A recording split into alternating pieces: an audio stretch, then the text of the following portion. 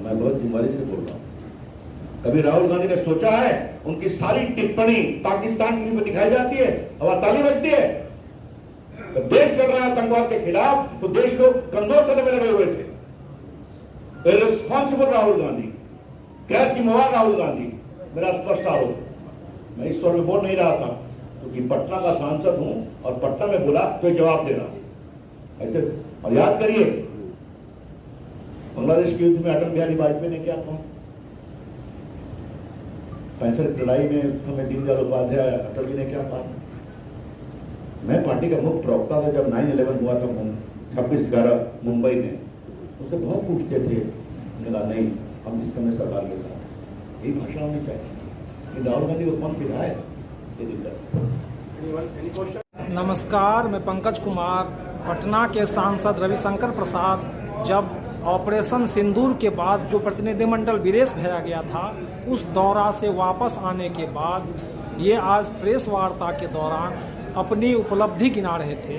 इस दौरान उन्होंने कहा है कि संपूर्ण विश्व ने भारत के दृष्टिकोण को समझा है, भारत के पक्ष को समझा है, हमने भारत के पक्ष को मजबूत किया है। लेकिन यहाँ कई सवाल भी हैं।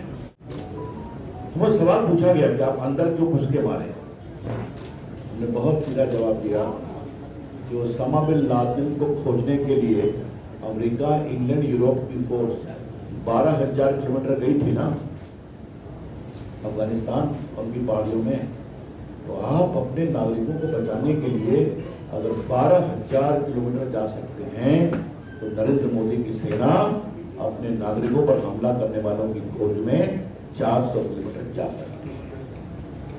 और उन्होंने विस्तार से बताया कि हमने किसी भी नागरिक ठिकानों पर हमला नहीं किया।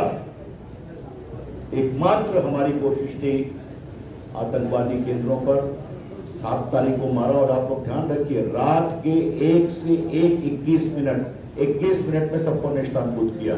क्या भवालपुर, क्या मुरीदपुर, क्या मुजफ्फराबाद, बाकी सब ने। और सुबह उनको बताया कि हमने आपके आतंकवादी केंद्रों पर हमला किया है। उन्होंने कहा हम आपको जवाब देंगे और मिसाइल से हमला किया। आज मैं पटना के अपने प्रेस मित्रों के सामने इस बात का अभिनंदन करूंगा कि भारत की एयरफोर्स की आप लोग तारीफ करें। इजराइल तो छोटा देश है, हरियाणा के बराबर, हम भी उसका सम्मान करते हैं, उसका एयर डिफेंस मजबूत है। लेकिन हमारे एयरफोर्स ने और आर्म फोर्सेस ने लद्दाख से लेकर भुज गुजरात तक का 3,000 किलोमीटर एयर डिफेंस इतना मजबूत रखा कि एक भी मिसाइल अंदर नहीं घुस पाया। और जब नहीं सुधरा तो हमने उनके 10 एयरफोर्स के स्टेशन को नेस्तनाबूद कर दिया और फिर उसके बाद उनका एयर डिफेंस बर्बाद कर दिया। तब पाकिस्तान घुटनों पर आया और विदेश में गया बातचीत के, हम बातचीत करना चाहते हैं। तो हमने साफ कहा, और ये मुझसे पूछा गया अमेरिका के बारे में, बाकी के बारे में, कहा दोस्त लोग फोन करते हैं परेशानी में।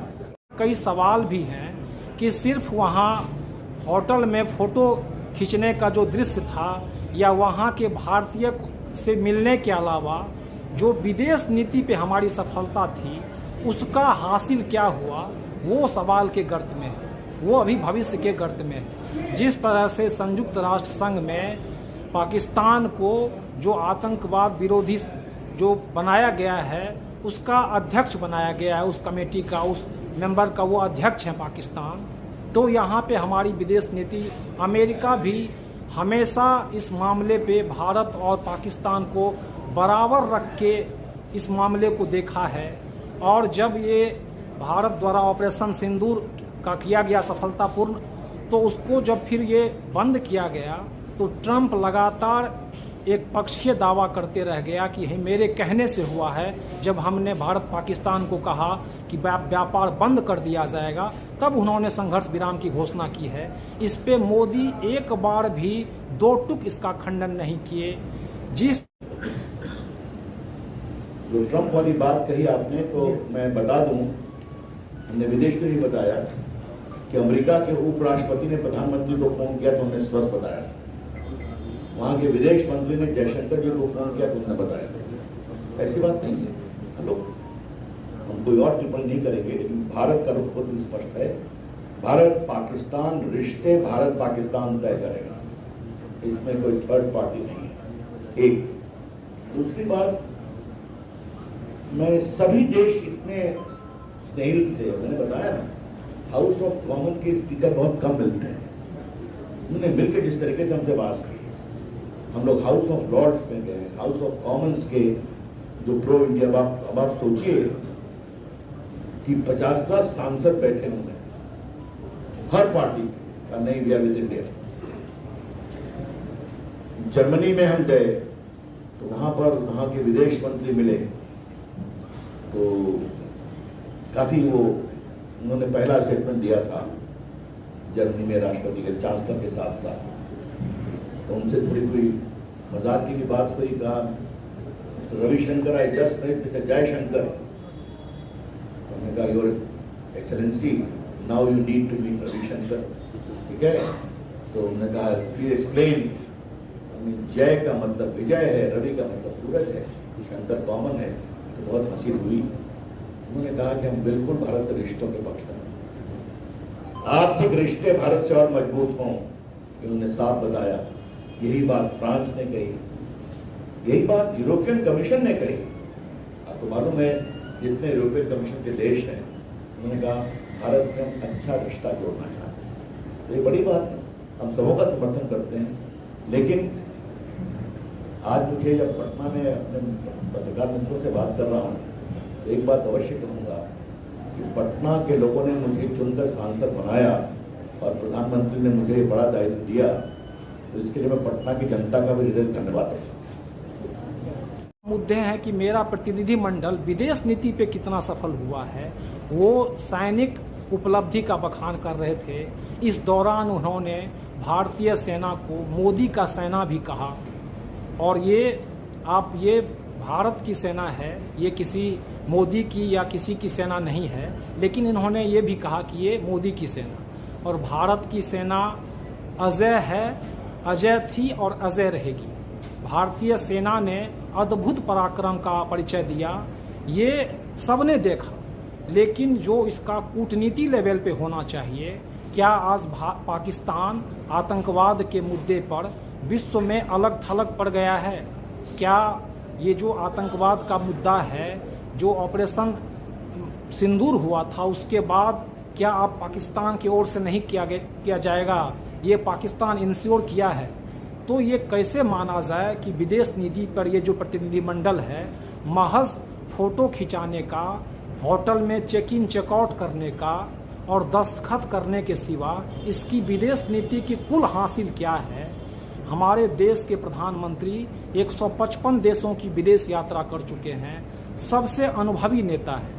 लेकिन जब ये प्रतिनिधि मंडल विदेशी दौरा पे थे तो वो पटना में रोड शो कर रहे थे और पटना के सांसद वहाँ विदेशी दौरा पे थे। होना यूँ चाहिए कि जो सबसे अनुभवी हैं उनको जाना चाहिए इस नाजुक दौर में।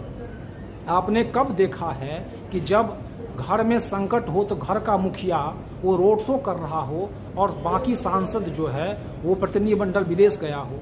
हालांकि इसमें जो सामाजिक समीकरण है उसको रखा गया, ये अच्छी बात है, लेकिन इसको भुनाना, इसको सफल बताना कूटनीतिक लेवल पे, ये तो समझ से परे है। एक ऐसे दौर में जहाँ पे हम पाकिस्तान को विश्व के सामने आतंकवाद के मुद्दे पे अलग थलग करने में पूर्णतः असफल रहे। भी देश, एक भी नेता, सामान्यतः हाउस ऑफ कॉमन इंडियन के स्पीकर कम बोलते हैं। जब लोग उनसे मिलने गए तो उन्होंने कहा no terrorism is any form is not acceptable, we condemn it. ये बहुत ही अच्छा लगा। हमने ये भी कहा हम पाकिस्तान के नागरिकों के विरोधी नहीं हैं, लेकिन पाकिस्तान की समस्या है कि वहां के जनरल्स पाकिस्तान चलाते हैं और जनरल्स आतंकवादियों को अपने मंसूबों को पूरा करने के लिए उनका दुरुपयोग करते हैं। ये जनरल्स जनता के द्वारा चुने हैं, जनता के द्वारा उत्तरदायी। हमने ये भी बताया कि सारे आज़ादी के बाद से हिंदुस्तान के नेताओं ने उनसे रिश्ता बनाने की कोशिश की। क्या नेहरू की, क्या शास्त्री ताशकंद का, क्या फिर आपके शिमला एग्रीमेंट, अटल जी तो बस से ही गए, मोदी जी ने अपने शपथ ग्रहण में बुलाया, लेकिन क्या हुआ? आतंकवाद, संसद पे हमला, मुंबई, उरी, पुलवामा, पहलगाम। उन्होंने ये भी बताया कि एक बात आप ध्यान रखिए, टेररिज्म एक कैंसर है जो पूरी दुनिया को प्रभावित कर रहा है। और हमने ये भी कहा कि आज लंदन का मेट्रो अटैक हो, हाउस ऑफ कॉमन के सामने जो छुरे से मारा गया सो हो, या 9/11 हो, या फ्रांस में अटैक हो, या जर्मनी में अटैक हो, या बेल्जियम में हो, इन सारे आतंकवादी हमलों में या तो कोई पाकिस्तानी है या पाकिस्तानी में ट्रेन टेररिस्ट है। हमने ये भी बताया कि और जब उनसे ये पूछा गया कि राहुल गांधी बार बार सवाल उठाते हैं कि भारत ने, जब डोनाल्ड ट्रंप कहता है कि हमने युद्ध रुकवा दिया, तो इसका ऊपर के स्तर पे, मोदी के स्तर पे खंडन नहीं किया जाता है। इस पे रविशंकर प्रसाद ने कहा कि राहुल गांधी को विदेश नीति की कितनी समझ है, उनके कहे का पाकिस्तान में मजाक उड़ता है। और ये तथ्य समझ से परे है कि विदेश नीति पे या जो मौलिक प्रश्न है, जब वो पूछा जाए, क्या अटल बिहारी वाजपेयी 1962 के युद्ध में संयुक्त अधिवेशन बुलाने का आह्वान किया था और पंडित नेहरू उसको माने भी थे, और युद्ध के दौरान अटल बिहारी वाजपेयी ने कई मौलिक सवाल उठाए थे, तब उनको देश विरोधी नहीं कहा गया था। तो यदि ये सवाल है और उसको उठा रहे हैं, तो उसको इस तर्क से खारिज करना कि उनके कहे का पाकिस्तान में मजाक उड़ता है, उनको विदेश नीति की क्या समझ है, ये तथ्य से परे है। जो मौजू सवाल है वो सवाल रहेगा कि प्रतिनिधिमंडल का कुल हासिल क्या हुआ, विदेश नीति पे आज पाकिस्तान कहीं से भी भारत और पाकिस्तान बराबर है, वो अलग थलग नहीं हुआ है। तो इन सब मुद्दों को देखने समझने की ज़रूरत है। और एक खास बात ये भी है कि बिहार में चुनाव है, और जो प्रतिनिधिमंडल है उसका किस्सा कहानी सुना के कहीं ना कहीं ये चुनाव में बढ़त लेने की कोशिश भी है। मैं बहुत जिम्मेदारी से बोल रहा हूँ, कभी राहुल गांधी ने सोचा है उनकी सारी टिप्पणी पाकिस्तान टीवी पर दिखाई जाती है और ताली बजती है?